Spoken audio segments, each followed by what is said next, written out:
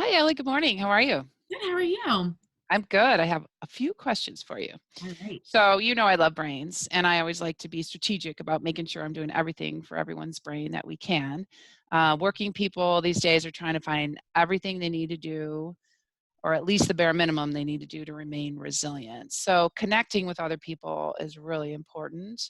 So, you work with a wide range of different professionals, all different kind of experiences and backgrounds. How do you see their social network affecting their outcomes or hitting kind of their goals personally in their wellness space or even professionally?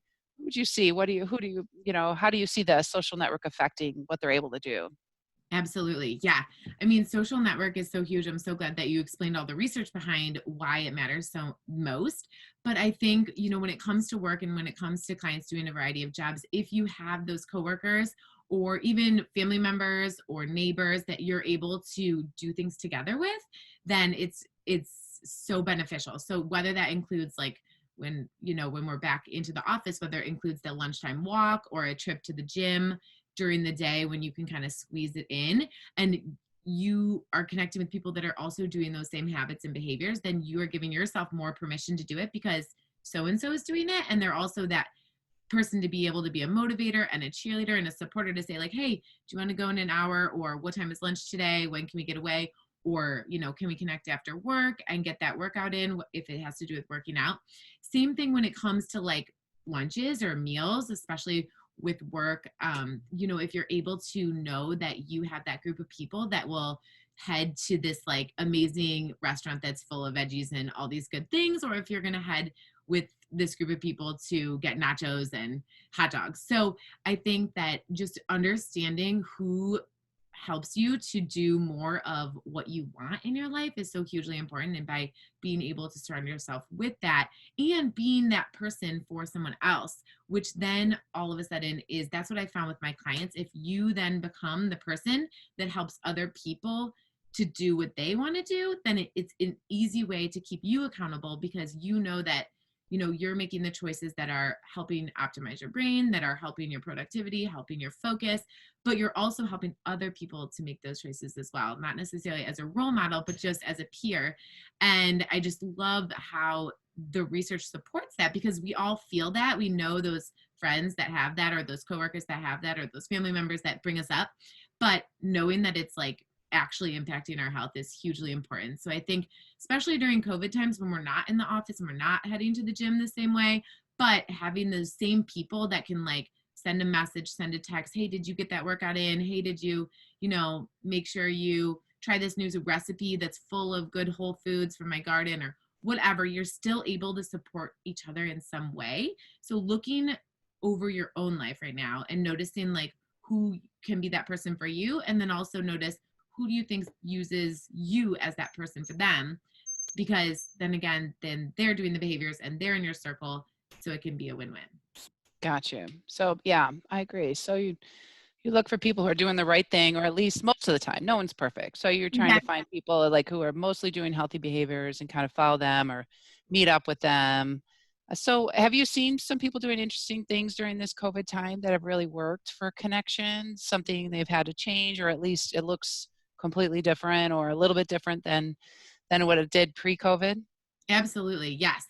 So I think exercise is one of the easiest places to see this. I mean, with the boom of the Peloton and the places that you're able to actually go online, connect with people and exercise, that's been a huge way for people to connect right now. And not only things like the Peloton, but all of these local gyms, if you want to support your local gyms or your gym, that you could potentially go to if you have one.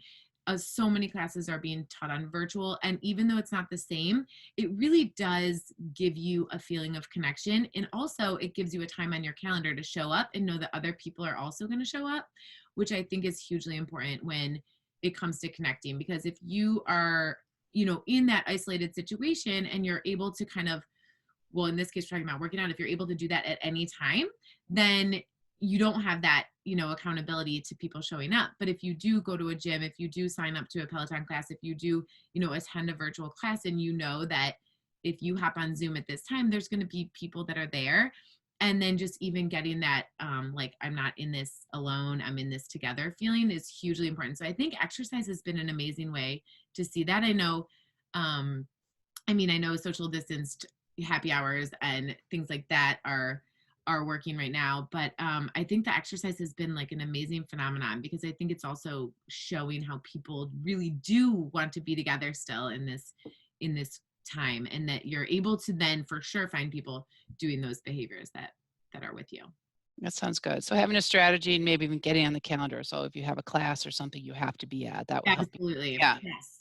And then Okay. you know you're going to get to connect at that point and get a workout. That's a double one. Right. It's a double. So that's good. So have you seen people do that? Like those doubles. I like that idea. It's like, you know me, I'm like efficiency. So that you hit two, Yes. yeah, check Love off two that. boxes. Yeah. So Absolutely. there you go. You get the connection and you get to know maybe some new people or at least some new faces. And Right.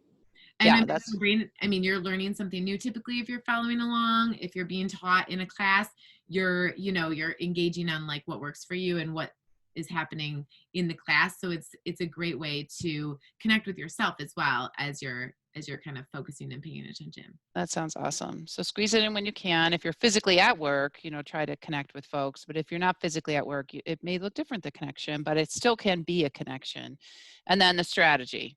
I like that. So make sure it's in your week and you pencil it in because you better put time for yourself on your calendar, right? Right. And I That's think the key. that's a huge thing. I mean, with all the things that we focus on in the CLE and the brain resiliency plan, they all need a little time. They don't need a lot of time, which is what I love about this program because we're giving you the basics, we're giving you the things that matter most so you don't have to sort through.